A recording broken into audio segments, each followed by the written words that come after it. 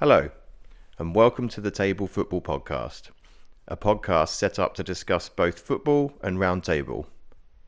Round Table and Ladies Circle are national organisations which aim to raise money for local charities, support their local communities, and promote lifelong friendships which span across towns, counties, and nations. If you are between the ages of 18 and 45, are looking to do more with your spare time, enhance your social life, and do some positive things for your local community, Round Table and Ladies Circle are always looking for new members. Visit our website at www.roundtable.co.uk for more information.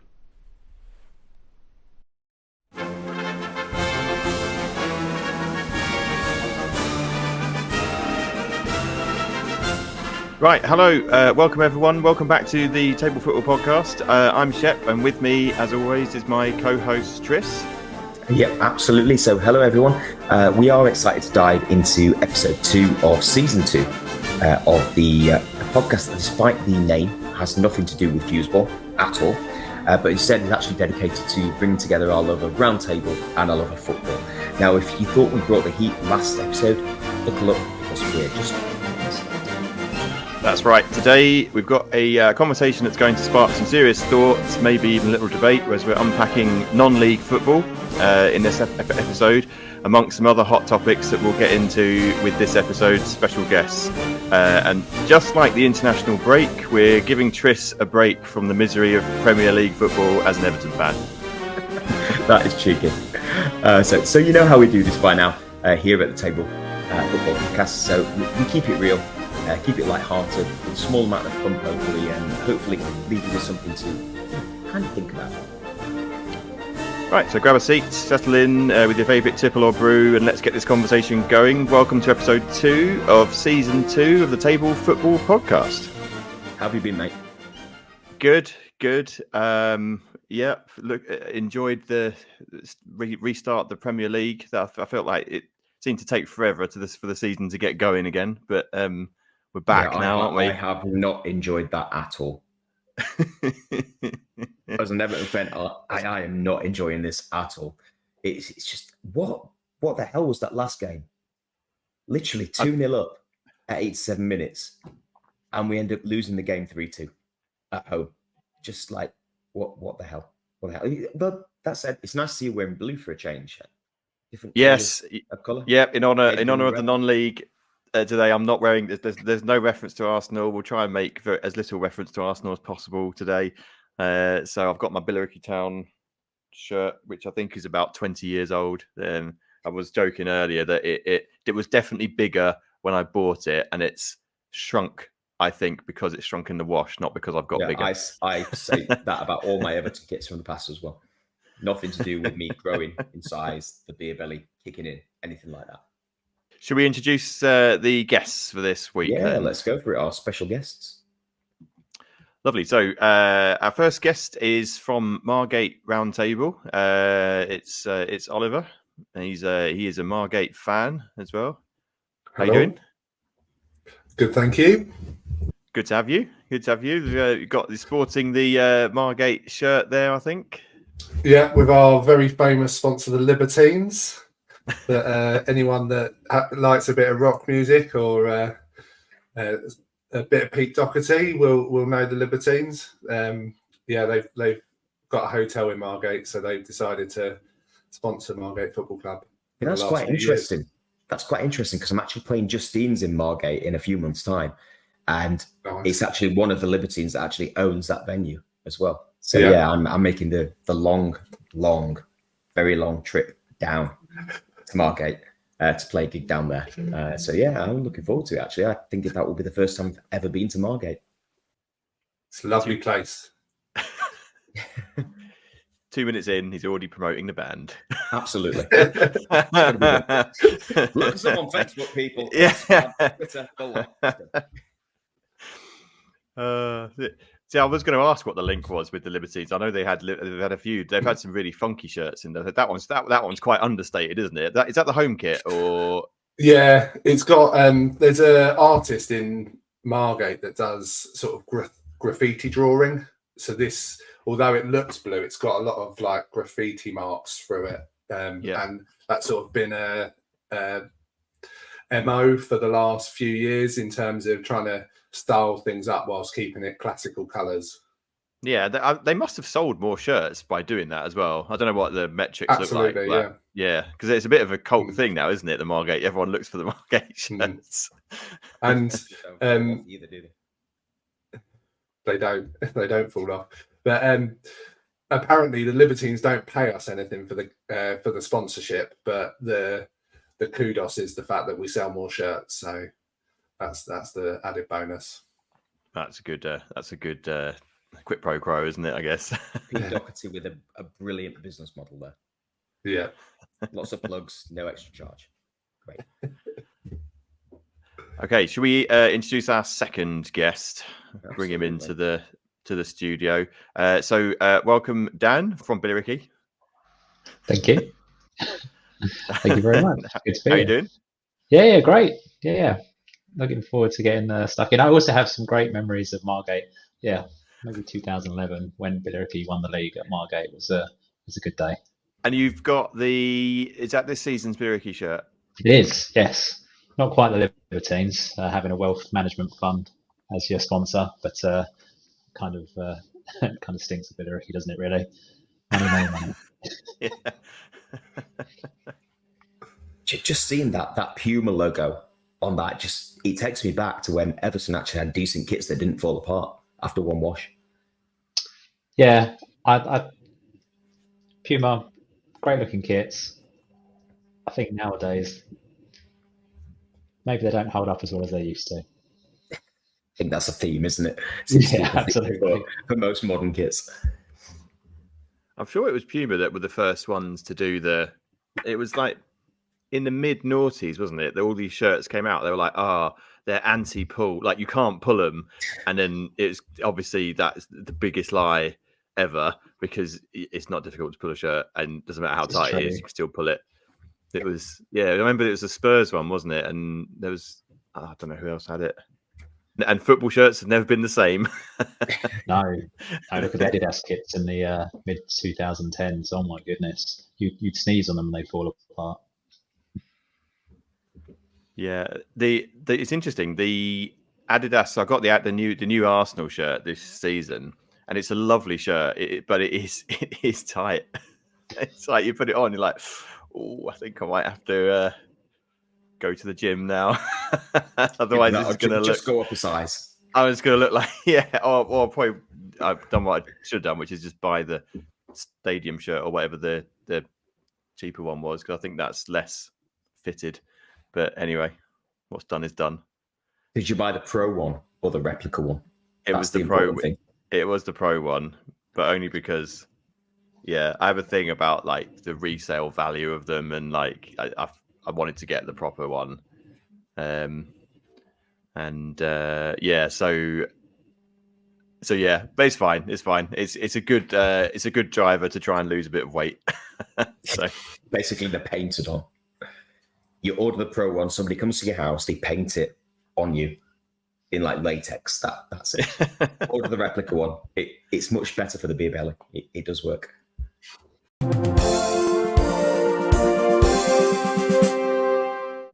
So there's been some news, obviously, since we last recorded. We recorded early in August, didn't we? And there's been some sad news since then. That obviously Sven and Eriksson passed away. Can't remember what it was. It was a couple of weeks ago now, I think. Yeah, I think about a week and a half. A couple of weeks ago. Yeah, definitely. Sad news. Really sad. So we hadn't we thought it would be right to sort of pay tribute to him for a bit and sort of recount some of the memories, and also to have a bit of a chat about Kevin Campbell. Obviously, we said we're not going to reference Arsenal or Everton, but we're now bringing up a player that played for both clubs and an absolute legend for both as well. Very, very, very sad news over the last couple of weeks with a couple of high-profile names kind of passing away. I think probably the most notable being Sven. It was covered in the press, wasn't it? A hell of a lot ahead of the time with his terminal cancer diagnosis. And much to my dismay, he said that he was a lifelong Liverpool fan. And the man, the legend, went down somewhat in my estimations when he said that. But that said, what a gentleman. I think everybody that came across him has said the exact same thing, that he was just an absolute gentleman. And he finally got the chance to manage Liverpool in that charity game when they kindly invited him along. And seeing his sort of like his final thanks to the fans and stuff when he posted that on social media, and then a couple of days later, he passed away. It kicked me in the plums, kicked me in the feels a little bit, not going to lie. That dude, he pulled Ulrika Johnson. Come on. I think he might have been married at the time, technically. there were a few like that. Yeah, if you're going to get a goal, that's the one you want.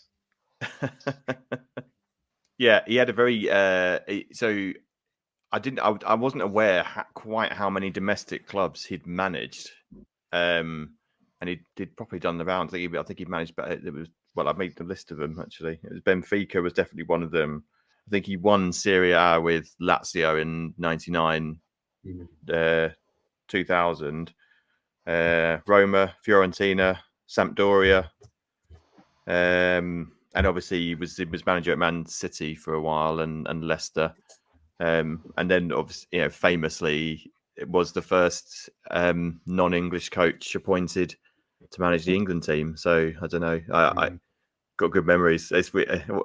What do you guys have you got like memories of like when he was appointed or any of the games he like played or managed? Sorry, not played. That's the wrong phrase. I think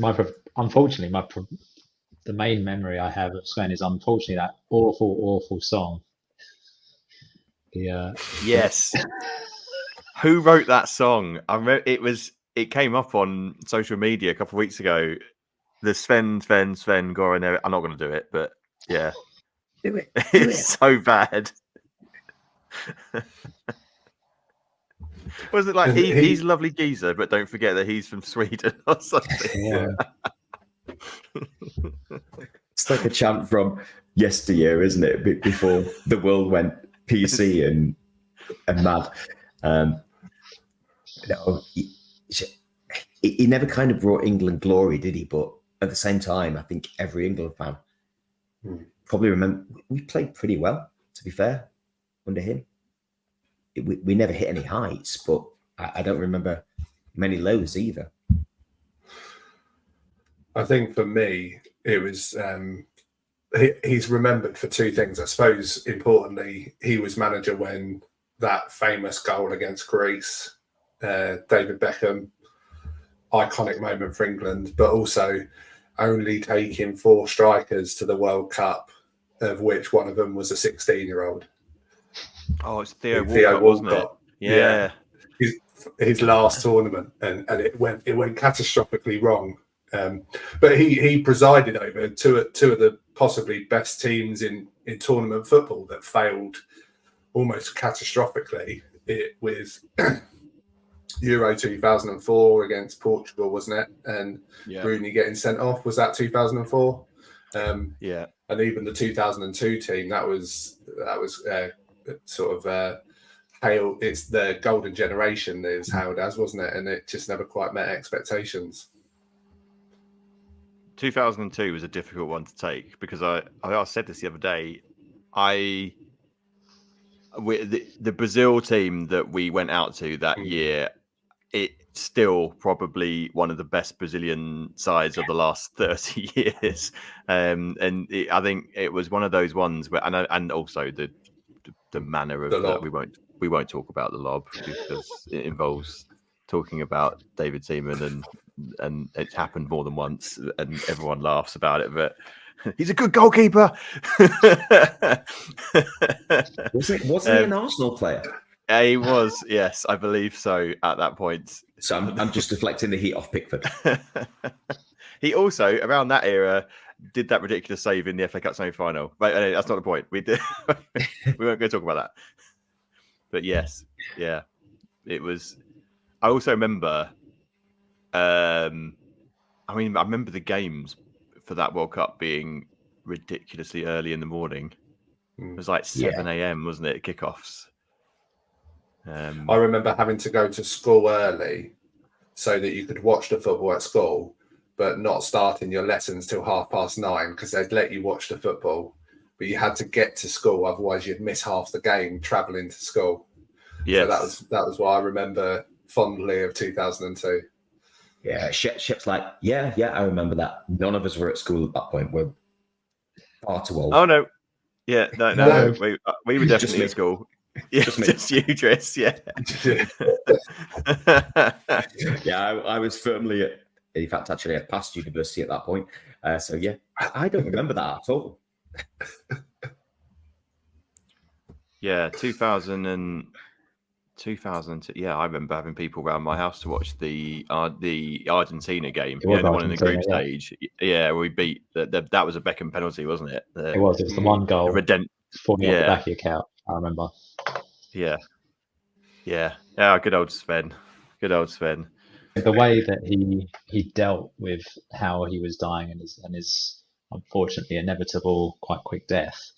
It was so. The way he handled it as well was.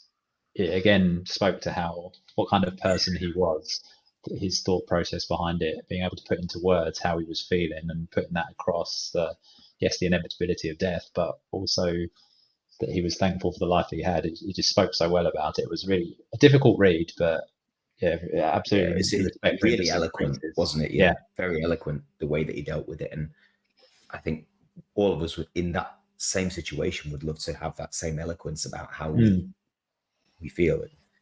You know, he dealt with it in the press, in the public eye, and it's a very difficult thing to deal with. And I think, he handled it incredibly positively, and that's a great thing, great role model.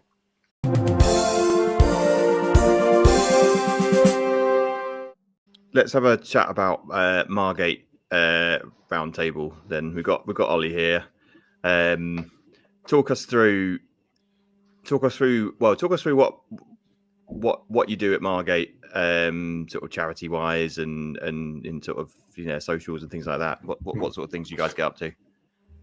So I suppose if you were to categorise Margate, we would be considered a social table rather than a charity focused table. We do sort of small events throughout the year. Next weekend, 2 weekends time even, we're climbing Snowdon for juvenile arthritis, and we've got a few bits and pieces through the year where we do a wine and wisdom collection with at the London stations for children in need, but we don't have a sort of a single massive focus like some of the tables do with fireworks night or a Santa sleigh, for example. But yeah, we really enjoy the social side of things. So we're quite hot on traveling round. So we don't have one place that we go for food, and we really enjoy getting out there, doing activities and supporting the community really in that way. It's changed a lot since I joined. It has got a lot more social as a table, and it's grown a bit, which is quite nice in Round Table, because it's sometimes referred to as a dying organisation in the past, and we've managed to get ourselves back up to sort of 15 members recently, which has been nice. And trying to change the dynamic a bit, get younger, and get a bit more active as well, which has been really successful in bringing on new members. Yeah, it's good. Sometimes it's just like it's doing some of the simple things, isn't it? Just to I know I've had conversations with people that some tables have lost a lot of members because they stopped doing socials. And so I feel like you kind of have to do the social. Like the socials are the things that bed you in, that make you want to actually stand in a wet field on bonfire night next to a load of guys who are also arranging them. You need that, otherwise it just you just won't turn up. It's we're really unfortunate in our area that actually we've only got, bearing in mind how big Kent is, we've only got 3 tables in Kent, whereas before there would have been 20 odd only 20 years ago. So we're a bit of an outlier, being the peninsula part of Kent. Our nearest table is 25 miles away, and then the next nearest is 50 miles away, which is just madness in terms of intertabling. So we have to be self-sufficient in that regard and maintain ourselves. because we can't rest on our laurels of being able to go to someone else's meetings to sort of make up the difference. So yeah, it's really important for us to have that social side to keep engaging our members.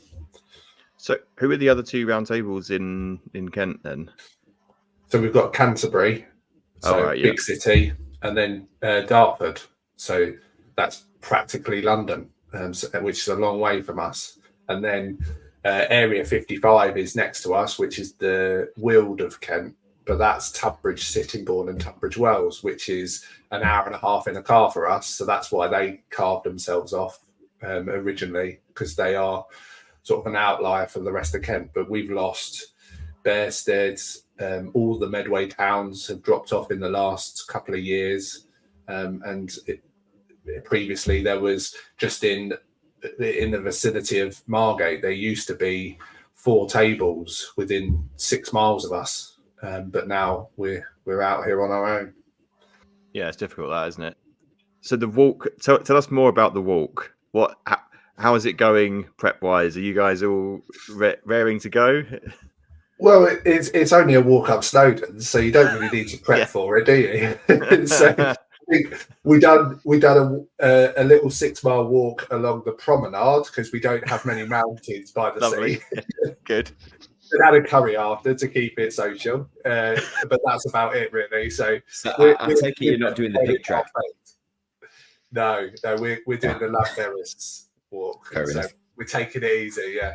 And if the train passes me, I might jump on the back. That's definitely cheating. Yeah, that's a new one. Flat walk and curry as preparation for a mountain walk. Yeah. No, you've got to work with the tools you're given. You will, indeed. We haven't got mountains. Oh, that's good. And how much have you? What's the target goal? Have you got a target you want to raise for it, or? I believe we've got an annual target for juvenile arthritis, which we set at £2,000 effectively, so fairly conservative for our annual target. But I think there's a good chance that we'll hit that after the walk with effectively half of the table year to go. So anything else we do throughout the year would be a fantastic bonus. But we've already gone a bit of the way towards that target already. So we're going to start ramping up the sponsorship requests over the next couple of weeks. And have you got like a Just Giving page that people like to people listening if they wanted to donate? We have, and I will share it for the show notes. Yeah, lovely. We'll stick it in the comment section below. So if you want to donate to this worthy cause, get these gents up Snowdon, then stick your hand into your pocket. I believe we'll see you there, won't we? Because you're up at the weekend. I think we're walking it the same day, but I can tell you now the route that somebody's planning on taking us is not the easy one. We'll meet you at the top and give you a high five and have a drink. If we make it, there might be like a major incident on the side of Cribgoch on the. In which case, it's been nice knowing you all. This still will be my legacy. We are doing Zip World the day before to keep things really exciting. I'm absolutely petrified of heights. So sticking me in a bag facing downwards over a quarry seems like a horrific idea, but everyone else is doing it, so I've got to. You'll love it, honestly. You will love it. Yeah. I was going to say, isn't that the one where they strap your legs up behind you and you literally go face first down? And it's supposed to be the fastest one in the UK or fastest one in Europe or 100 something? 100 miles an hour, apparently. Yeah. Oh, right. Yeah, I'll just shut your eyes. It'll be over quickly. Yeah, absolutely. I think probably speaking of sort of fundraising, I think we should probably give a shout out to all the tablers that are literally, as we are recording this, literally tomorrow, they are heading out on the Skinflint, aren't they? Oh, is that tomorrow? It's tomorrow, I believe. Right. Do you want to explain to people who might not know what Skinflint is? So literally it's kind of casual competition, if you like, where tablers get together and they buy a banger of a car for £500, I believe the amount is. And then they travel across Europe to whatever the defined place is, competing in a number of challenges as they kind of go along. And Penis Town have won it twice in the last 3 years. Go Penis Town. But yeah, from what I can say, I've not done it myself personally. I was meant to be involved in last year, but then things turned out that I couldn't be. But yeah, it looks great fun and a lot of great fundraising for very worthy charities, depending on what tables want to fundraise for. So yeah, it looks like it's shaping up to be good fun again this year.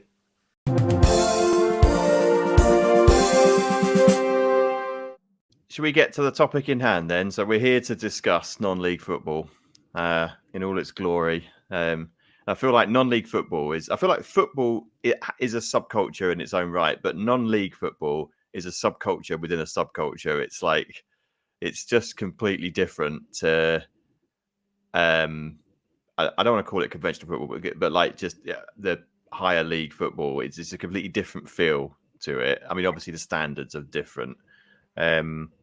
So I didn't know. I thought we might quickly try and run through the English football pyramid for anyone listening who doesn't understand what the English football pyramid is, because obviously we understand the first like 4 or 5 leagues, it's pretty linear, and then it starts to become less so. So I don't know. Does anyone here know have a good way of explaining it? I know nothing about it, so don't ask me. Well, someone shared quite recently the Viz guide to non-league football. I don't know whether you've ever seen it, but it tried to explain the tiers, because you get, conference football, which is the start of non-league football, but it gets complicated after conference north and south. That's where it gets really confusing, I think. Yeah. But I know that Viz do an annual update on what the tiers are, which can be helpful. We'll try and find that and post it in the comments as well. I mean, I think so. So obviously we've got Premier League, Championship, League 1, League 2 is the Football League. So those are the top 4 tiers. And then you've got Tier 5, which is the Conference. Tier 6, which is Conference North and Conference South. And then we go into... It starts to become borderline untrackable at that point, because it's so regionalised, isn't it? It's to a degree. Go on, explain. So if you look at it, so National League North is anywhere at the moment, as it stands, is anywhere above Hertfordshire, really. So anywhere above Hertfordshire is counts as the north of the country, which is bizarre, but that's the north. Whereas the south is anything downwards. Obviously, if Guernsey ever make it to the National League South, which would be interesting, so not sit that far off. Be interesting to see how teams deal with flying to Guernsey every game. But yeah, so that's how it works for them. And then once you get below North and South, then you have the Isthmian Premier Division, the Southern League, and I want to say the Northern League. Could be called something else, but I'm pretty sure it's Northern. Yeah. It's Northern. There you go. And then so those are all step 7. They are. And then from step 7, you have your 3 Premier Leagues of those. So you've got the Northern League Premier, the Southern League Premier, and the Isthmian Division Premier. Then for step 8, it further regionalises. Hooray! Just to make it that little bit more confusing. So all of those. So there's 2 Southern Premier Leagues, South Division, Central Division in level 7. So there's 4, but then everyone has a 2-tiered Division 1 as well. So that's level 8, and then you get to effectively Counties League at level 9. So there you go. I wasn't even aware we had 2 Southern Leagues. There you go. Yeah. He claimed he understood. Margate is now in in Tier 8 or Level 8, unfortunately, because Billericay relegated us last year. Thanks for that. We did. We need to discuss that. Let's have a fight. Fight. I mean, it was a bit of a pasting of a game, wasn't it? Unfortunately, it was a 5-0 win, which potentially would have taken us to the playoffs if some results had gone our way, which they didn't. However, Rich Asamoah's absolutely ridiculous 25-yard goal that went in off the crossbar was a sight. So it was a good game. I'll take that. I chose not to make the hour-and-a-half journey to watch Margate get relegated last season because the writing was on the wall. We were definitely going to go down, and watching them get battered was not going to be fun. It was still mathematically possible for you to stay up. Had Cheshunt managed to get a 7 or 8 goal swing, yeah.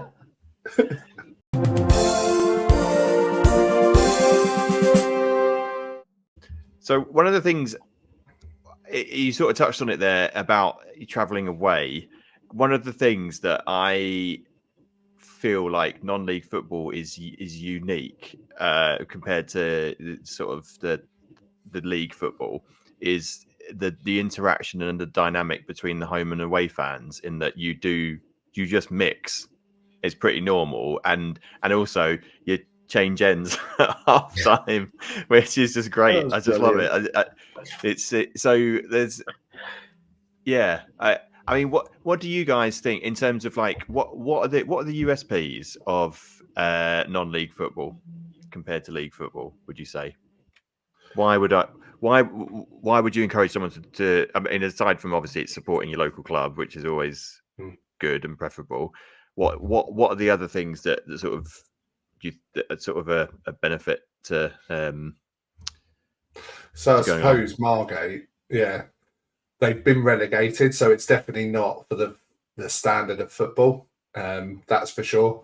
But I suppose when I consider Margate as a club, it's more about the community than it is about the football.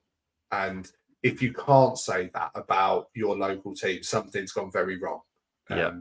And especially in the modern era of football, where I support Arsenal and have since I was a kid, and although I hold a lot of near and dear memories of Arsenal, there's still a disconnect in terms of that community spirit. They're 70 miles away from me. It's difficult to get tickets. You don't pass it when you're going to places. And the news is so freely available about everything that's going on. But it's all about the players. It's all about the celebrities.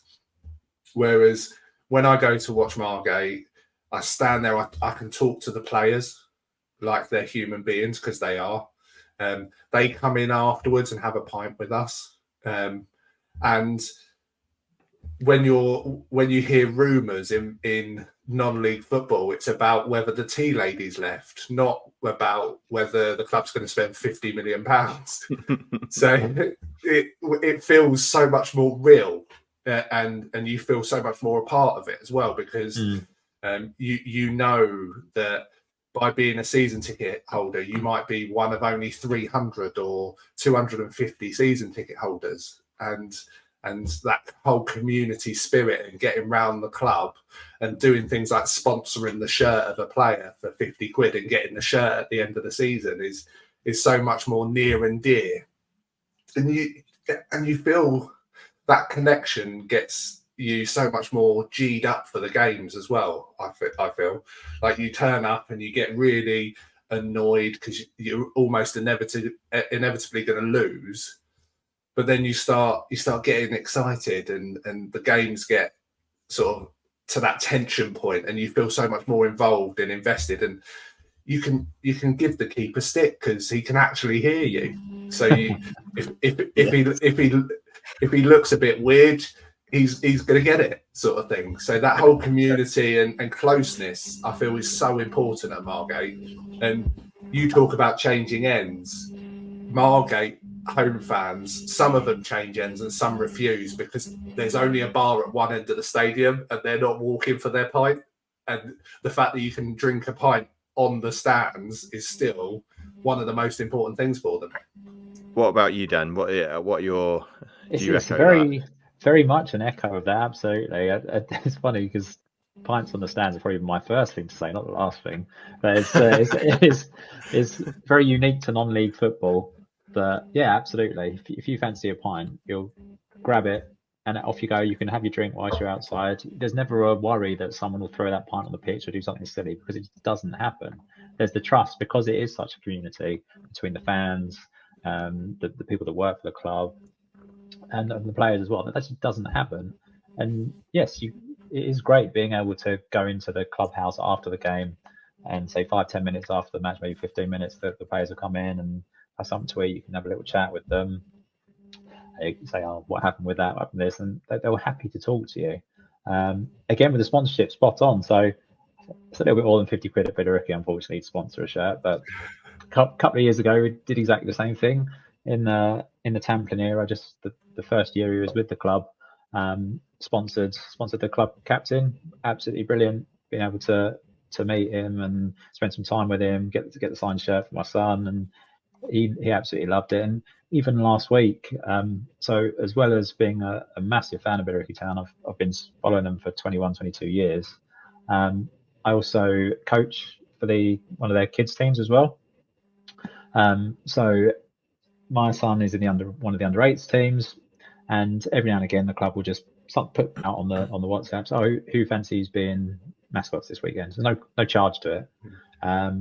Offer it out to the boys, and whoever wants to, brilliant. You get to walk out with the players, who they know obviously by their first names. They can have a little chat with them. You can play and take penalties at half time, just have a little bit of a laugh on the pitch.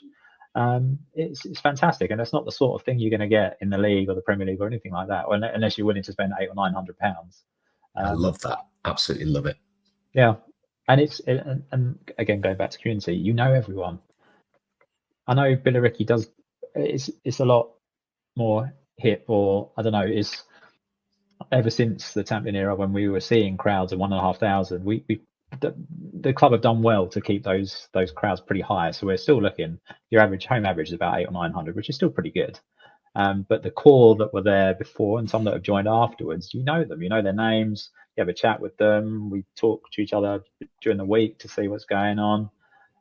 But then at the weekend, it's great. You know where they're going to be, at what pub they're going to be. You know how long they're going to be there for. You can go in, have a pint, have a little chat, go to the game, and we all know exactly what's going on. And we can, I love it. I just love the whole camaraderie of it.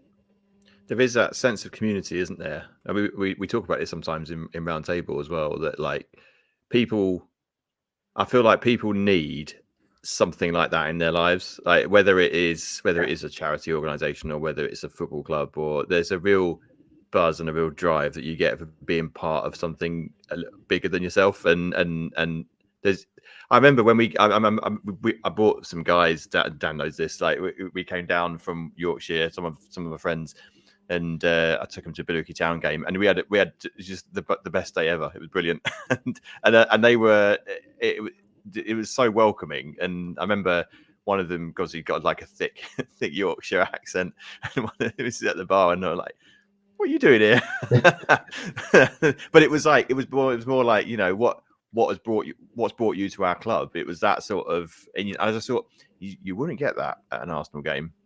You just don't have that connection. You don't have that sense of like being part of the club, despite what they do try to put out on social media, and they're, you know, PR juggernauts, aren't they, some of the big clubs? But yet at the end of the day, fans at clubs like that we're a dollar sign, really. Whereas at a non-league club, you're part of the, you know, the heart and soul of that club. You're one of the vital organs that, you know, without the fans, it just wouldn't work, would it? Yeah, and as well with non-league, I'm sure it's exactly the same at Margate. The club relies so heavily on volunteers, on fans just giving up their time to man the turnstiles, to help in the ticket office, to do the 50-50 draw, to help in the bar. The club would not exist if it wasn't for people that love the club so much that they're willing to give away their time for free. Maybe sometimes not even watch some of the game because they want to make sure that the club exists. Yeah, I suppose from my perspective as well, I probably spend, not necessarily volunteering, but I'm at the club 3 times a week. So I'll go and watch a game on a Saturday, but I also play football there. So it's such a fabric of sort of my daily life almost to be involved in it, and along with hundreds of other people in the Margate and surrounding areas, that because it is a hub for sport in our local community, because you've got leisure leagues, you've got 5-a-side cages, and obviously the kids youth football is prevalent. It's along with Ramsgate Football Club, is one of the only 2 semi-professional teams in the area. So naturally, they've got a full suite of youth football, and that's ultimately how I ended up becoming a Margate fan. Is because as a kid, as a 9-year-old, I was a Margate FC youth player for a few years, and was lucky enough to be one of the mascots. So that endeared me when I was a kid, and I got all the signatures of these people that were playing for Margate, and no one knows their names, but I've got their signatures. Yeah, I think that's the key thing, isn't it? You know, that these clubs are so important to the local community. You know, they're the ones that are, you know, grassroots football. It is massively important, and we talk about this when we talk about the national level. There's not enough investment in grassroots football.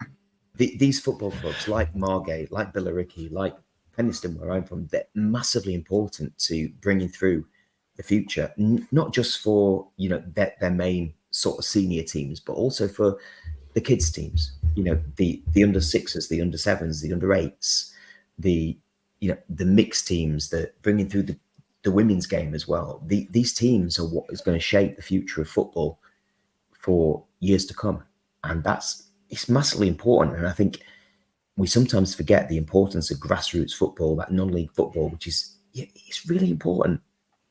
If we want football to continue, and they all contribute to players which go on to club level, that go on to national level, and yeah, fair enough, most of them don't make it to national level, but some do, and that's where it's really important, you know, supporting that grassroots football.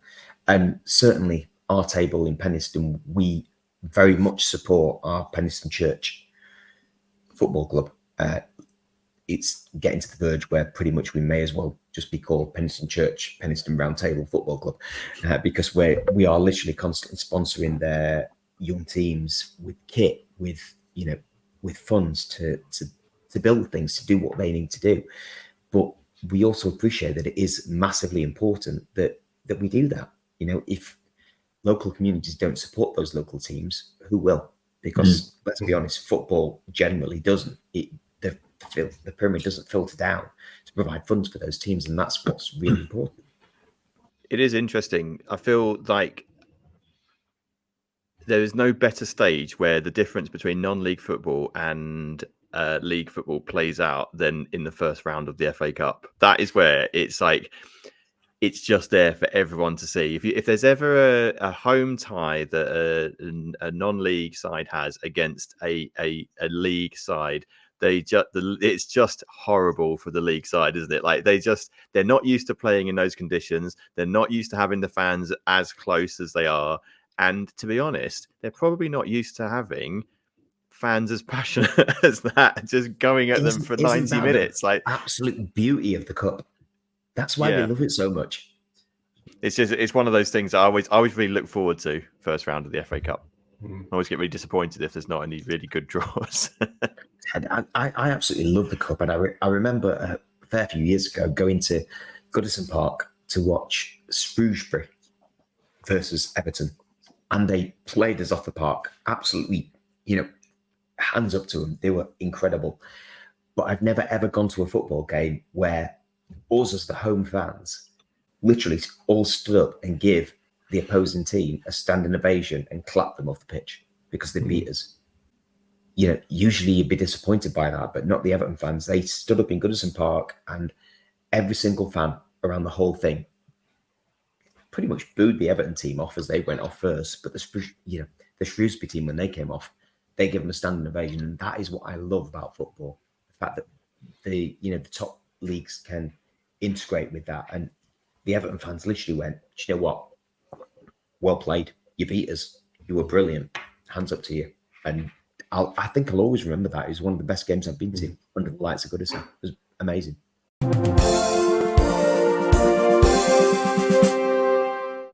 So Ollie, how are Margate doing this season so far? Are they off to a flyer or? Well, they haven't lost yet, but they've drawn 3 in a row in the league, so it's not going fantastic. They did have the 4 rounds away from the first round proper of the FA Cup in terms of qualifying. So we're through to the second qualifying round now in the FA Cup, which is an achievement.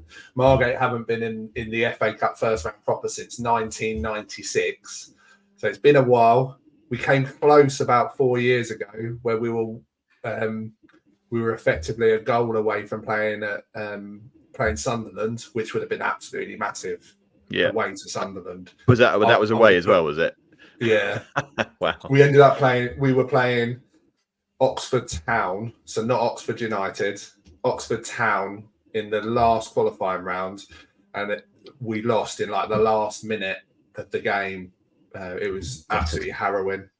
Yeah, and it's that's the thing for non-league football. If you get in the first round proper and you get a decent tie like Sunderland away, where you're going to a massive stadium like the Stadium of Light, that is like going to Mecca, isn't it? It's like not Mecca bingo, like Mecca.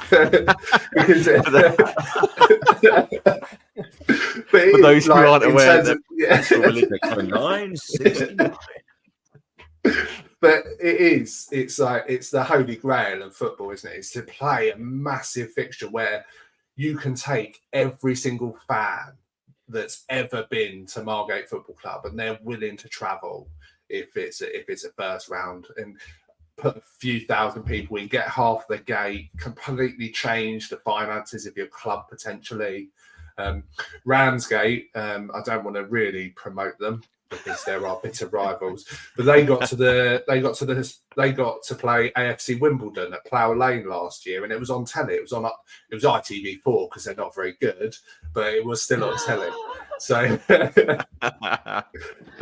but what that basically meant is they financially covered themselves for pretty much the whole season from one match, and that's the ultimate, really, is knowing that your club's not going to go down the Swanee financially because you've managed to have this big payout. And yeah, it's always talked about if you get to the third round, it's obviously potentially absolutely massive financially for clubs.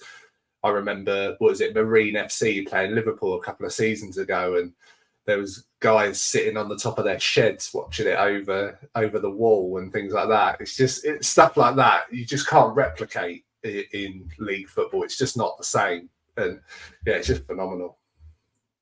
Yes, we did have a conversation before we came on. Me and Dan had a conversation, and he was telling me about Ramsgate and the fact they're doing quite well. Yeah, and we've been relegated, and we're in their division now. So this is the first time in a long time that we're actually going to have some jeopardy in terms of a league rivalry there.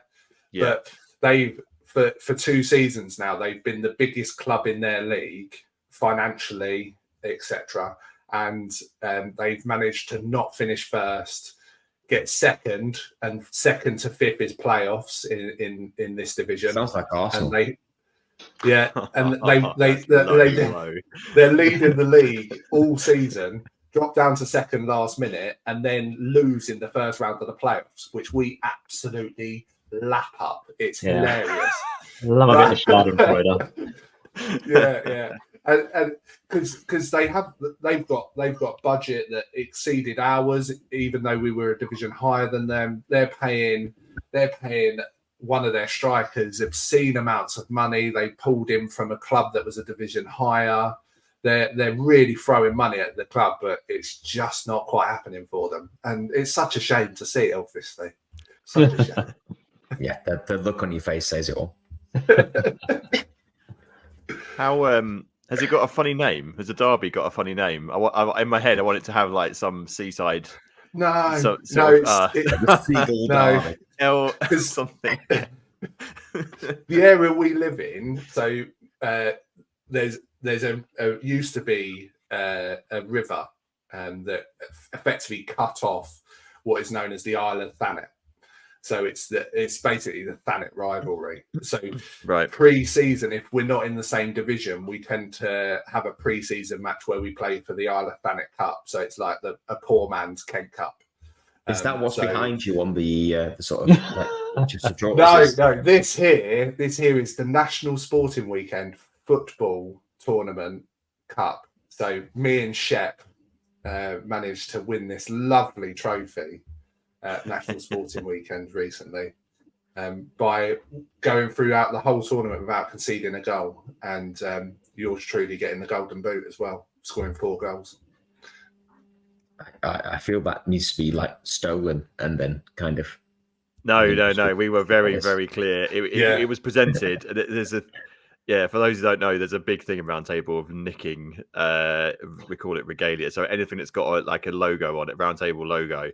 The rondel we call it. It's basically fair game, and the idea is that someone nicks it, and then they declare that they've nicked it, and then you have to go and visit that round table to get it back. So it was, well, the main trophy for National Sporting Weekend for the outright winners.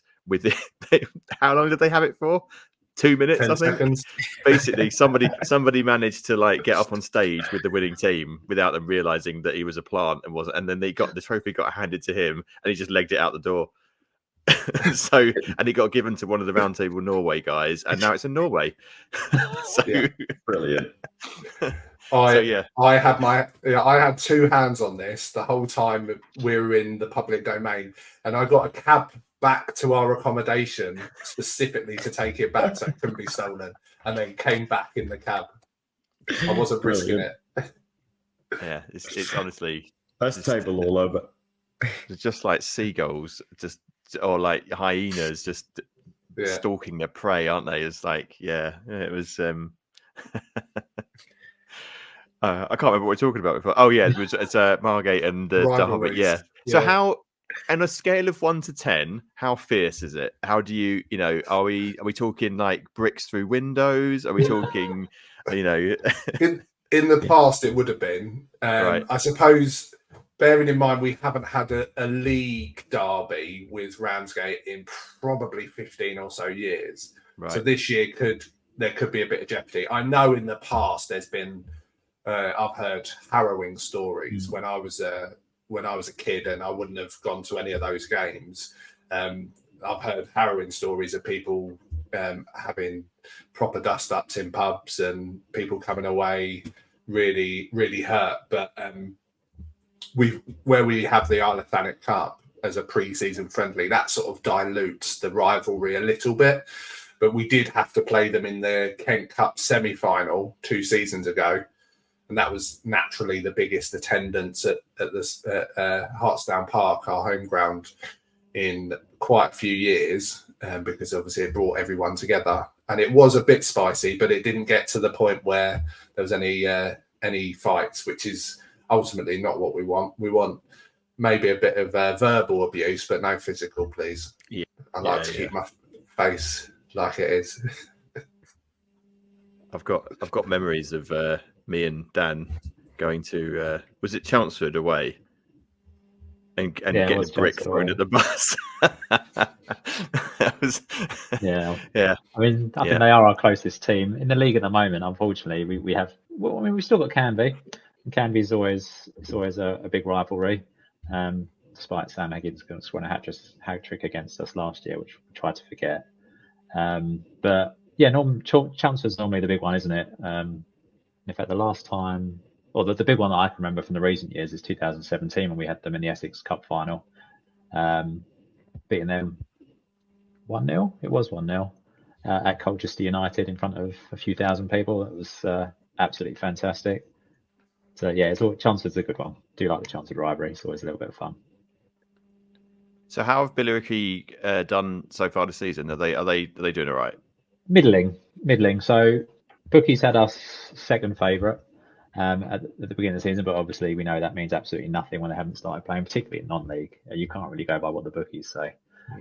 However, so we have 1-2 drawn 3. It's not been the greatest, and we're 6th, which isn't bad. I'll take 6th. But if we finish there again for a second season, I think it will be viewed as a disappointment. I think we're quite high up with our wage budget. It's in the top 3 or 4 for the league, so we should be finishing there or thereabouts. And this year, you're looking at the league. I don't see a team that should be outright winning it. It's very, very even this year. So I think we'd all be disappointed if we didn't give it a bit of a go this season. Is it the same as the league below, in that the top team automatically goes up and then the next 4 go into the playoffs and then that's it? Yeah, exactly right. So that is quite savage, isn't it? It is savage, and with the playoffs, the second and third team get home advantage as well, which is so needed in those games. Oh, so they only play one leg, basically. One leg, they're never two-legged Okay. Yeah, bizarrely in non-league football, it's never two-legged. It's always a single leg when it comes to playoff football. Yeah, which is great. Maybe not so for Billericay. You are notoriously bad at playoff football, but it's certainly a good spectacle. I just feel it must be heartbreaking if you finish like second place and you're only like 3 points behind the team that manages to win, and then it's just 90 minutes of football, isn't it? After that, it's anyone's game, isn't it? You just horrible way to do it. That is. So the Isthmian League Premier Division last season, Chatham ran the whole way right up to the end, didn't quite make it over the line, came second, get to the playoff final and lose to Enfield. And Chatham were seeing great results all season. They were the team to be. Fantastic number of people going to watch them. Just didn't happen, and it's absolutely crushing. Again, a bit like Arsenal. I'll let him get these in. It's fine. It's not a problem. I'll just wait till Everton play their next game, and then I can have my fill. I have no defence at all. I'm just getting it in while I can. The seagull memes coming out. The biggest stadium in the Championship next season, won't it be? Yeah, absolutely. So the other thing I wanted to talk about before we move on from non-league football is we do talk about. I mean, sometimes I think we're a bit guilty of this podcast becoming the table accountancy podcast, but we do talk about money in football quite a lot, and we tend to focus on the Prem and the big hitters in there and their mega rich owners. But there is a story here, isn't there? And it is in many ways a more treacherous story about massive investment in non-league clubs, and that, I mean, we've seen that play out at Billericay, and I mean, actually it's not adversely affected Billericay as badly as I think it could have done, but I wanted to just touch on that to see what your thoughts were on these kind of clubs that become mega rich, comparatively compared to their peers overnight. Do you think there's enough regulation there? Is it as safe as it should be? Do they have the same tests that, that whole like fit and proper owner test? Do they have to do that outside the Football League? I don't know. What do you guys think? The short answer to that is no. There's not a great deal of regulation when it comes to non-league football. There's no financial fair play. So you can pretty much spend what you want, leading to massive imbalance in what some of the lower teams are playing and what some of the higher teams in the league are playing. So if you take Billericay as the example, so in 2017, Glenn Tamplin comes in, decides that he wants to start throwing money at the club, and in doing so, he builds a stadium on top of the existing one, absolutely fantastic, 3,500 capacity stadium, levels our pitch somewhat, although somehow forgetting to do the drainage as well as it should have been done, which gets sorted later on, but it means that we have a very boggy pitch still when it comes into the winter months, but also goes crazy in his signings. So overnight, Billericay Town signed Jermaine Pennant, Jamie O'Hara, Paul Konchesky, a whole host of other ex-Premier League players. Jezza from YouTube, the guy that does all the skills. Forgive me, I can't remember which YouTube channel he's on. F4, is it F or something? F something? Is it F2? Yeah. F2 maybe, yeah. Yeah. So he signs and cameos in a couple of FA Cup games, but you're getting to a point where, at the time, again, we were still at that point step 7. As a step 7 club, you're spending anywhere between, again, this is allegedly, because we don't have access to club accounts, but allegedly between 30 and 50,000 pounds a week on a club that isn't getting even anywhere close to 2,000 people through the door, which is crazy. It's crazy money. Glenn, look, we could talk about Glenn Tamlin forever. Some of the stories behind Glenn are absolutely crazy. So rather than go on the potentially untrue or maybe litigation it may be involved, I'm going to stay well away from that. We'll say Glenn eventually decided to leave the club. We weren't in the best financial position when Glenn left, and I think Billericay still has a lot of debt from when Glenn was with the club. However, we're still surviving, we're still good. I think the way you look at it is, when you have a money man come in, it's particularly at non-league level, there aren't the checks and balances to make sure that person is fit for a role. I think as well that what has been proven, not just with Billericay but with other clubs as well, is that the people that come in and do that sort of thing can be very, very fickle. And what we would consider to be a part of our community and a real part of our lives, to them is just a bit of fun. And if it goes down the drain, well, it's no big deal. I'll just move on to the next thing. Whereas for the people that are left behind to clear up the mess and to struggle and to try and keep the club going, or maybe even fold the club and have to start all over again, it can be absolutely devastating. And unfortunately, after Glenn had left Billericay, he decided to try and do the same thing with Romford, and it absolutely backfired. And he left Romford in a riot state. So that's a version of it being done very poorly. Whereas you have people like Mark White, who he is the manager and owner of Dorking. So Mark's taken a club which he created with a bunch of his friends in 1999. In 24 years, he's taken them 12 or 13 promotions up to the National League. They're currently sitting in the National League South. But again, he's done a very similar thing to Glenn in that I want to be the manager and I'm going to do this myself, which I would suggest probably doesn't work very well, but it seems to work for Mark okay. But he has used his finances to get the club into a position that they probably wouldn't be they definitely wouldn't be if he hadn't done that.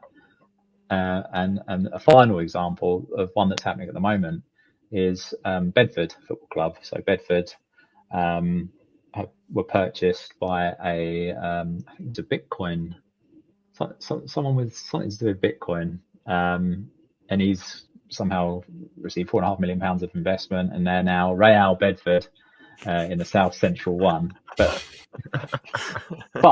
they are top of the South Central One. I would not be surprised to see them in one of the South Central top divisions next year. And I honestly don't think it'll be long before they're in the National League North.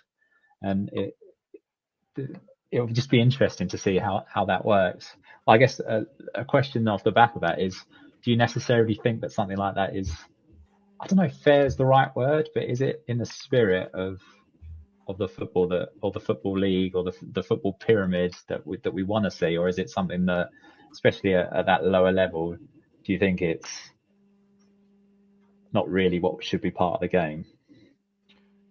I think Tris might have an opinion.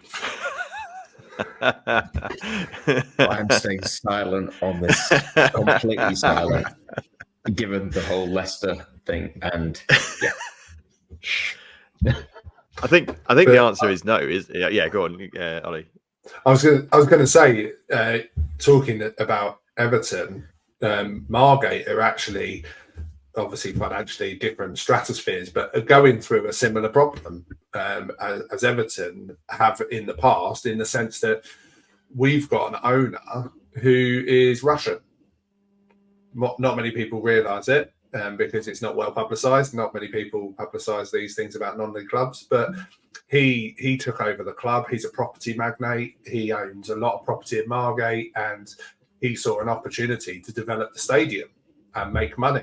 So he bought the club and subsequently has not invested in the club, saddled the club with debt because not through sort of mismanagement, but he's owned the club through the COVID period, which was devastating for non-league football clubs. And some of them have managed to survive it, and some are absolutely riddled with debt as a result.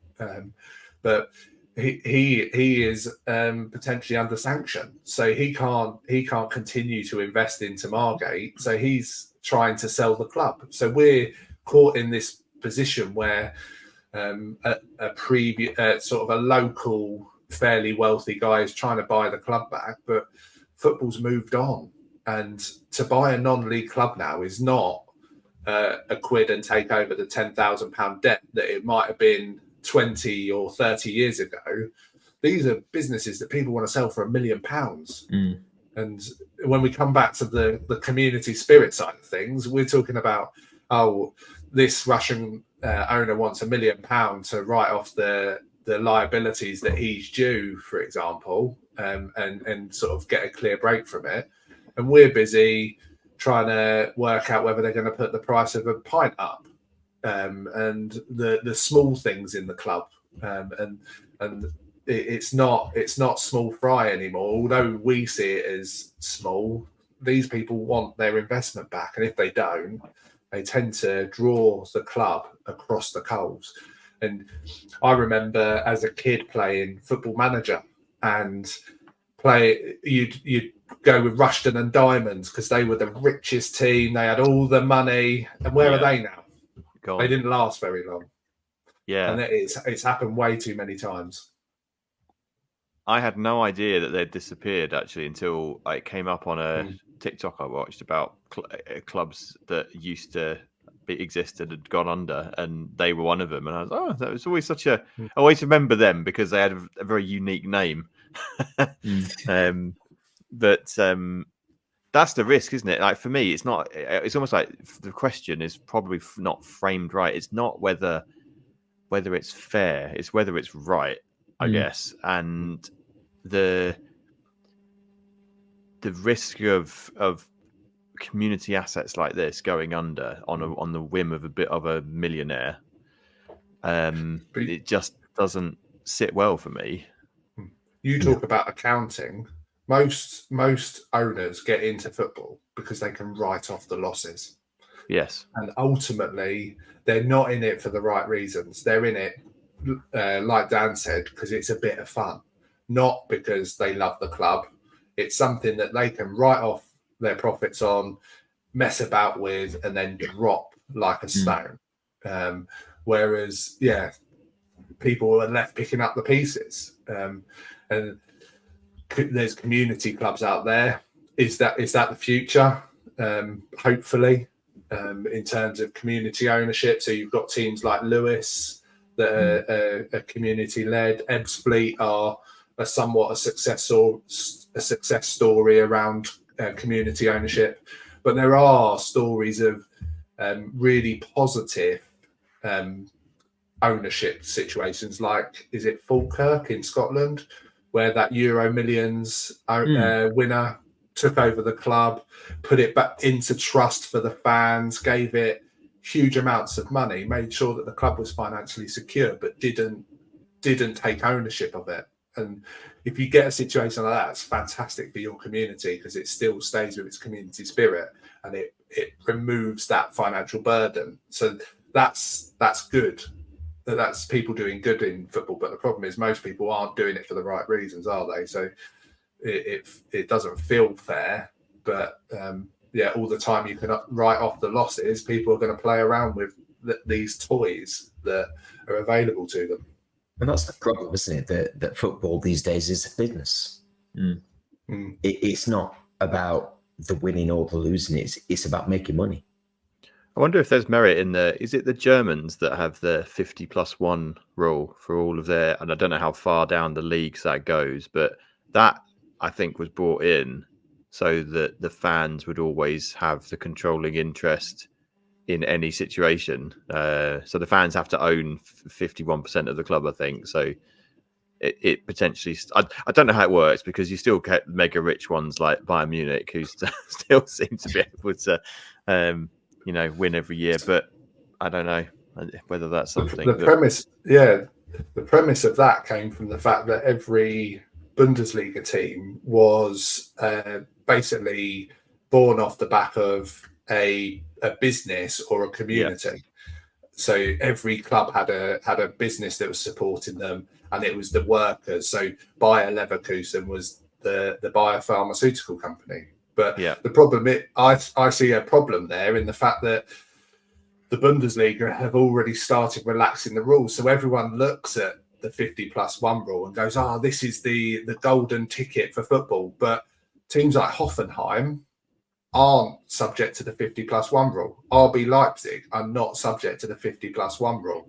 So these clubs, they've got special dispensation because they've got a multi-millionaire. So they're at serious risk of failing. But the rest of the clubs are subscribed to it to a certain degree. So it's a potentially quite dangerous in the fact that they've got a two-tier system, in the fact that if you're rich enough, you can be absolved from the rules, a bit like Man City are trying to do at the moment. Yeah, these rules are for everyone unless you have the money, in which case, go for it. Yeah, a bit like Animal Farm and the pigs. Yeah, yeah. Everyone's equal. Yeah, some people are more equal than others. Yeah. But no, just to close off on that, I think as long as the club can be left in a state, if the person is finished and they've okay, I'm going to drop this club now. As long as the clubs can be left in a state where they're still able to run, and it's not been decimated, the club can continue in where it is, then I'm happy with these people doing what they want to do. It's not the end of the world. Yes, it is only football at the end of the day. It means a lot to us, but it is only football. However, if it's getting to a place where it's affecting people's lives and their jobs, etc., then it's just not on. And Billericay are lucky that the people that took over from Glenn, the consortium, they really got their head on their shoulders. They're very much into community, being a community club, doing things from youth upwards, allowing people to use the pitch wherever. So, yeah, I guess, it's an okay thing as long as it doesn't result, and which unfortunately it does sometimes, in people being affected.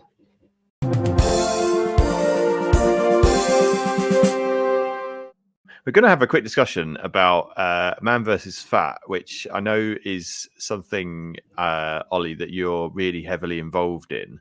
And it's something that I wasn't aware. I wasn't even aware it existed until about 6 months ago. I think I started seeing posts come up on Facebook about it. Yeah. And it seems to be a rapidly growing thing. Do you want to just talk us through what it is and sort of how you got involved and sort of what the aim of it is, I guess? Yeah. So, man v fat, I suppose the clues in the name in terms of the trying to fight fat. So I was 22 stone 2 years ago, and I've subsequently lost 3 stone as a result of being on man v fat, and I've nowhere near got to where I want to be, but I'm on a journey. And I was very fortunate.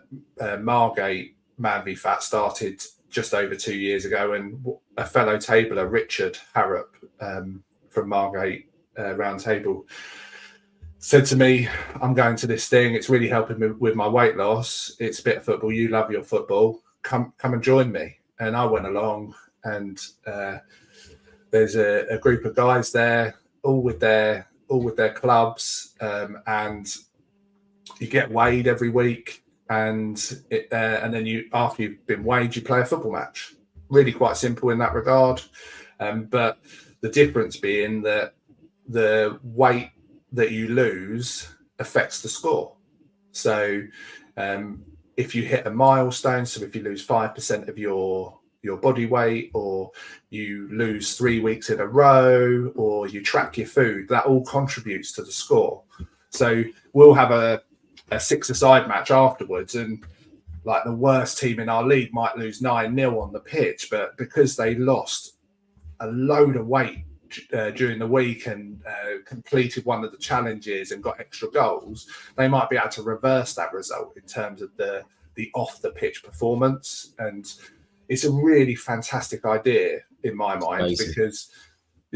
because accountability when it comes to weight loss is one of the biggest things. And being in a team of 10 guys and going, how are you doing today? What have you done to make a difference? And having guys supporting you and working through your problems and doing challenges together makes you just want it a little bit more. And at the end of the day, none of us want to go to Slimming World and go to these clubs that are female dominated. We want to go with like-minded people that share the same goals, a bit like Table in that regard. You want to be with like-minded people that want to do the same thing as you, and it works fantastically for a lot of people. Some people it's not right for because they don't like the accountability side. It puts on too much pressure.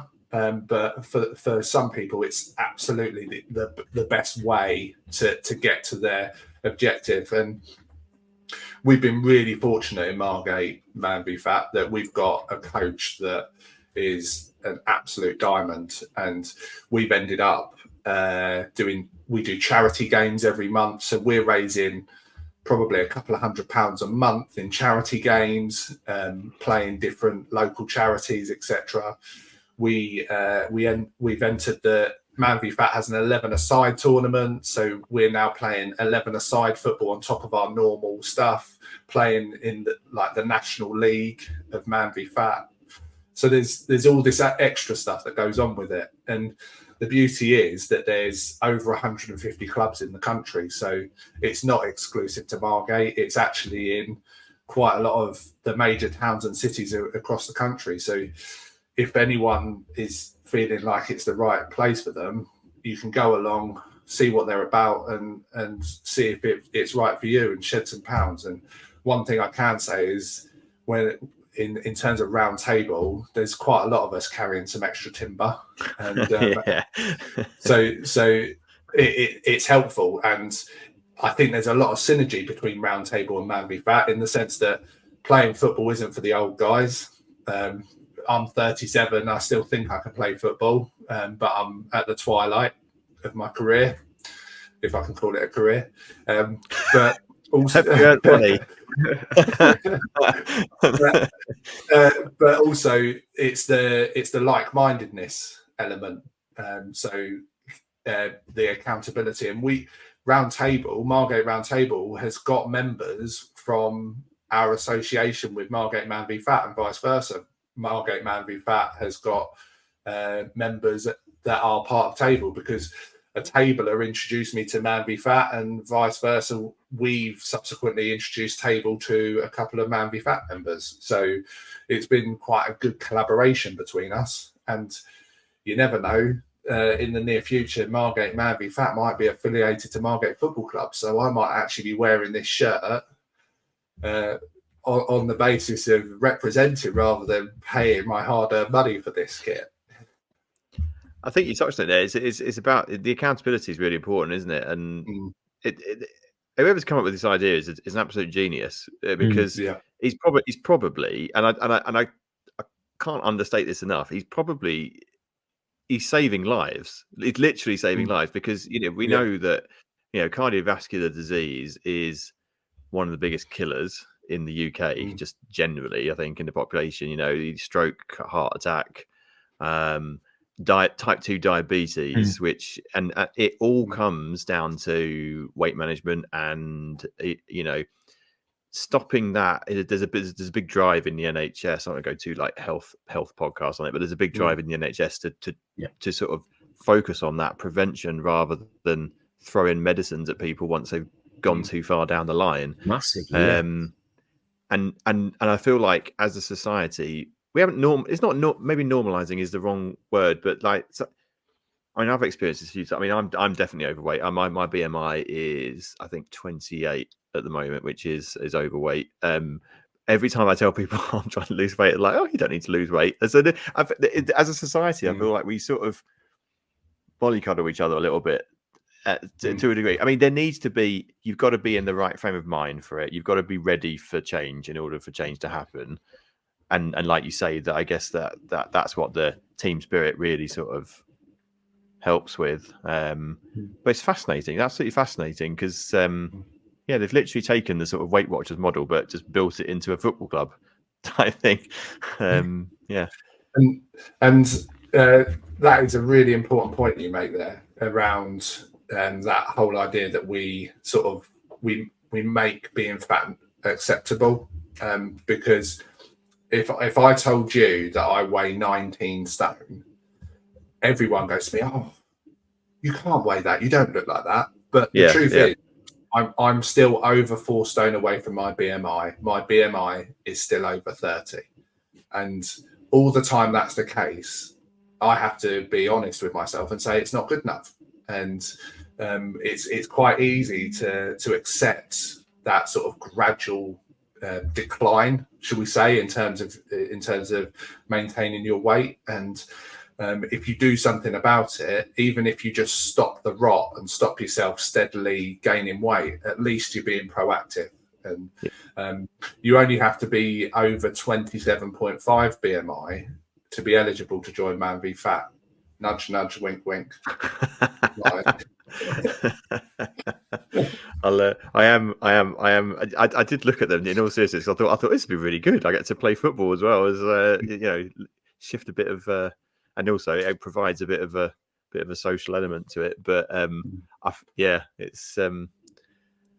it's definitely one of those. I mean that's not even touching on the mental health side of things, because that's obviously going to massively help for guys that are a bit isolated as well. And all of a sudden you've got a support network and a community that massive, and comedy value as well, because we've got 12 football teams now. There's 120 guys in our group, and though every single football team's got a really funny name.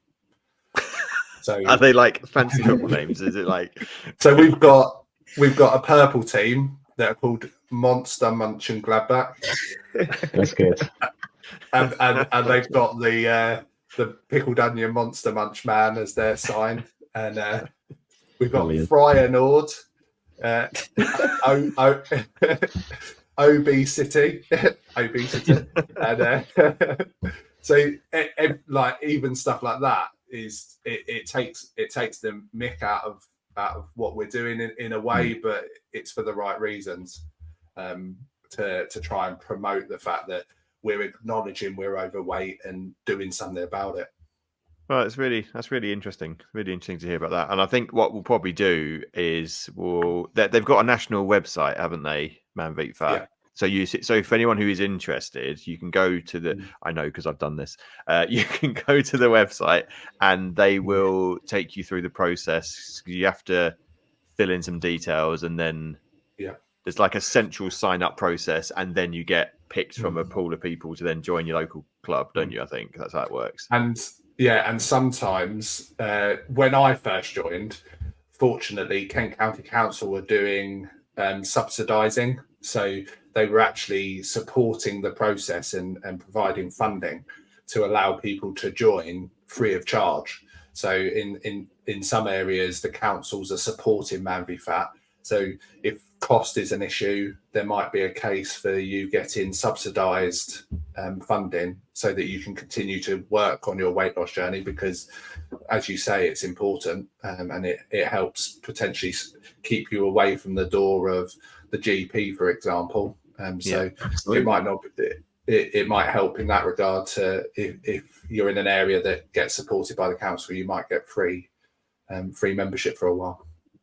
And is there a flat cost across the country, or is it regional? Yeah, so it's £31 a month, and that covers all of your support and your one match a week. You'd be paying that anyway, wouldn't you? That's lower. Yeah. I don't know what the cost of football is now, but I mean, it was definitely like around that to play 11 aside you're probably not seeing much change from a tenner every week. Exactly. Yeah. In my case, to stand on the sidelines and run the line. Yeah, pretty much. One of our experience. Yeah. Yes. Yeah.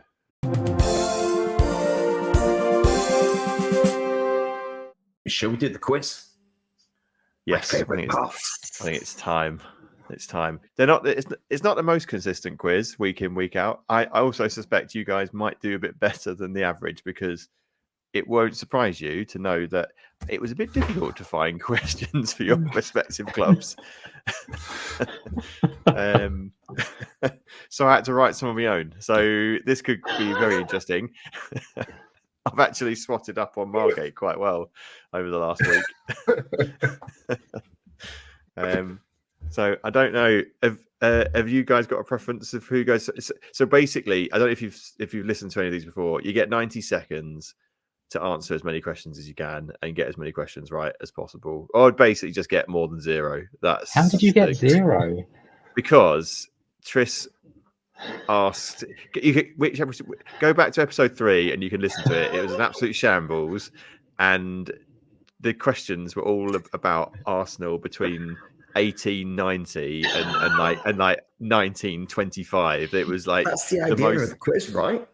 Everyone else gets like really nice questions, like, what color does your team play in? I'm quite mean.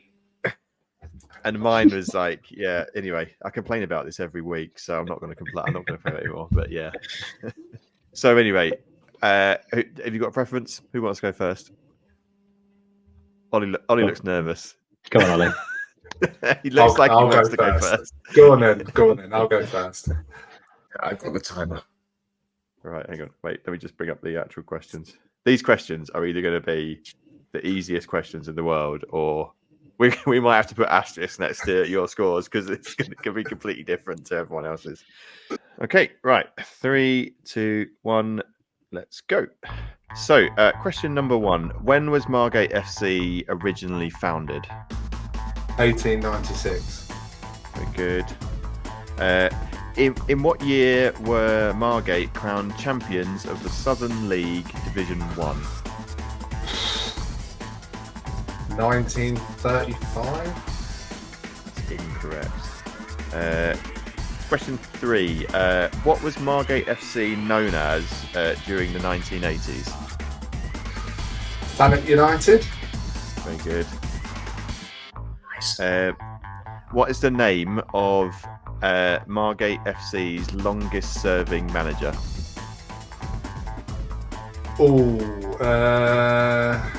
Chris Kinnear?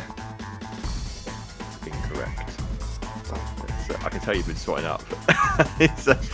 Right, around 1929, the club signed a Dutch player, which was very unusual for the time. What was his name? Pass. Come back to that. When did Margate FC join the Southern Football League? 1935. 34. It's close, but it's not right. We'll come back to that a bit.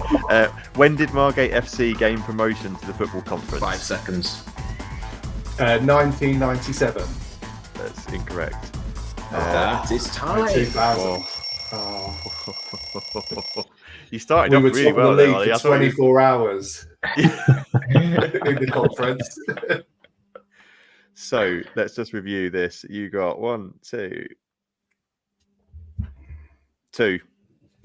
So that's actually I'm pleased with that, because I've obviously made that quiz hard enough, because I thought these were going to be really easy questions.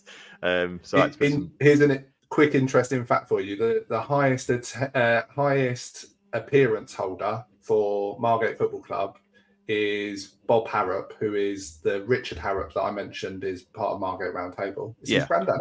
Well done. Really? That's not a question on the quiz. Yeah. and he played for Man United. It's Once. It's good trivia. It's good trivia, but yeah. Let's be honest. We would all claim that if we played for 1 second Absolutely. for a club. Yeah.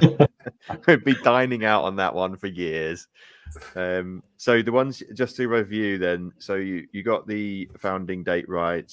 The year you were crowned champions of the Southern League Division 1 was 1963. Yeah. You got Thanet United right. Your longest serving manager is a guy called Elmer Hall. Yeah. The Dutch player, this was really niche. If you got this, I was like, he's definitely been reading the Wikipedia page because, like, there's.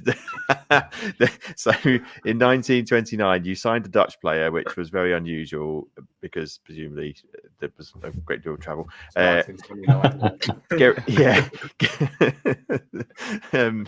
Gerrit Kaiser was his name. You joined the Southern Football League in 1933. You said 31, and then I think you upgraded to 32. So you were really close. I said 5 and then 4.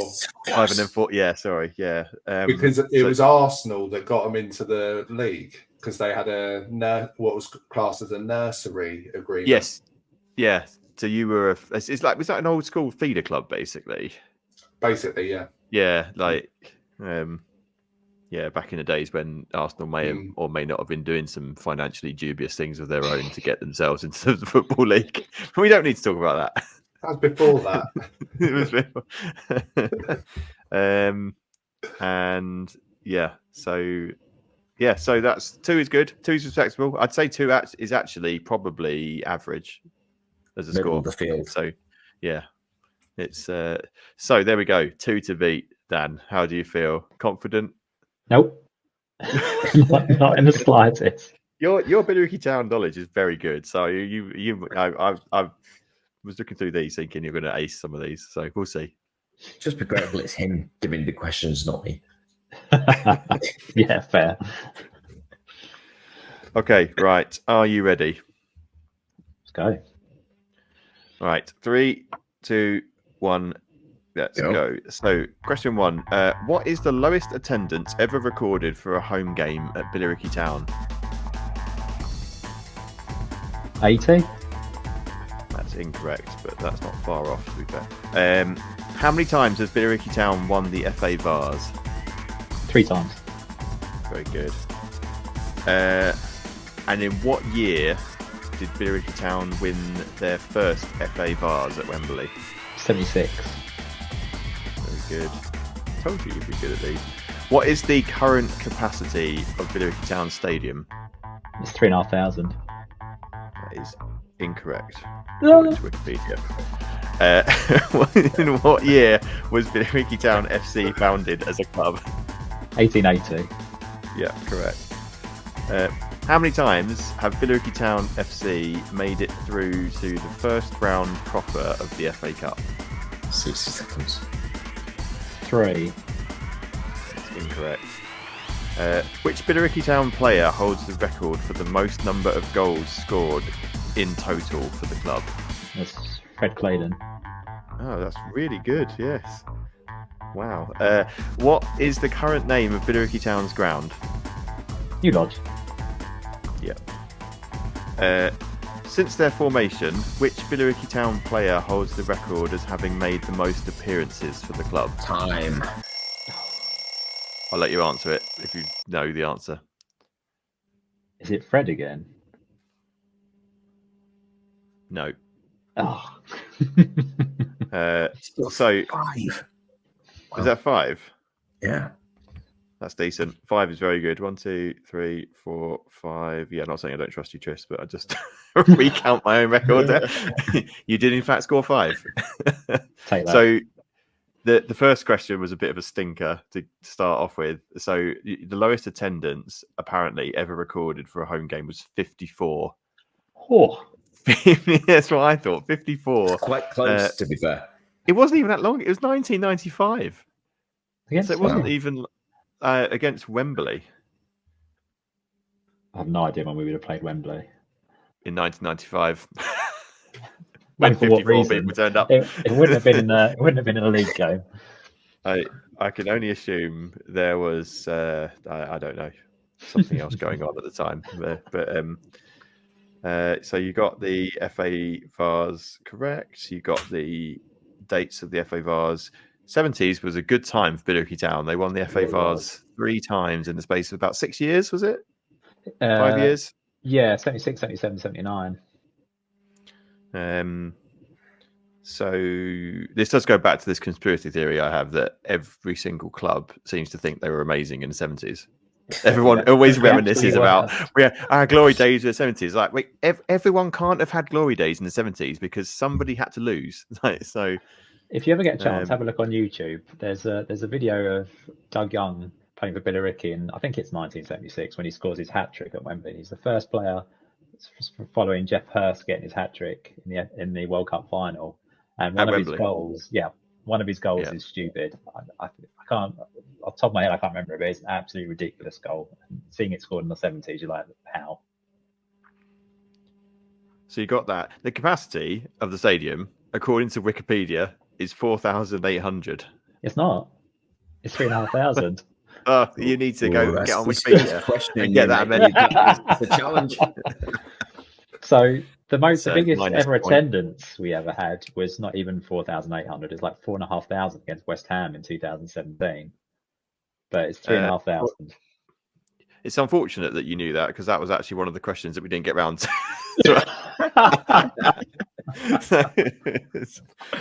Yeah, 4,582 technically. Oh, I'm sorry. Again, according to Wikipedia. So I'm trying to think, what else did you get wrong? Oh yeah, but apparently they've made it through to the first round proper of the FA Cup 6 separate times. Wow, wasn't aware of that. Yeah.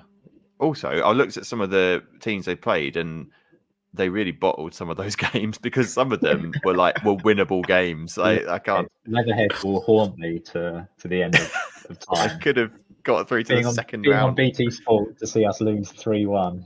Oh, it was awful. You got Fred Claydon right as the Billericay Town player who holds the record for most number of goals scored in total. So that's good trivia. And then the naming, it actually on the wiki, this probably should have given it away. Actually, on the Wikipedia site, it still calls the stadium the AGP. Yeah, so there may be issues there, but anyway, I've decided you get 5. That's it. I morally have 6, and that I take the moral victory. It's worse than Spence. What did Spence try to do in the last episode? He tried to convince me that the internet had cut out on one of the questions, and that he had actually answered it correctly, and I actually remember hearing him answer it wrong. So yeah, I've heard it all before. Sob stories mean nothing to me, except mine's actually right. Anyway, 5 points. Well done. Thank you. Thank you very much, gents. It's been a pleasure having you on tonight, and it's been some really good discussions about non-league football. As I say, we've got all of the links that we've been discussing throughout the podcast will be attached to the comments section on Facebook and on YouTube as well. So if you're listening to this on a separate platform, come find the pages there for that. We're going to record another episode next month. Next month's episode is going to be on Welsh football, so we're getting even more niche. I feel like we're heading in the wrong direction here, but anyway. So me and Tris are going to. Tris has got his head in his hands. We're gonna have to do some serious spotting up from the next one, because if we didn't know much about this one, I know nothing about. Yeah, and literally, if you're on the quiz, just watch Wikipedia, because that's where we're getting all our info from. Yeah, we might have to revise that for the next one. So anyway, it's going to be on Welsh football. It's going to be interesting, because none of us know anything about Welsh football, and it's a whole different area to learn about. So that would be good. So thanks very much, everyone, and good night, and see you all next time.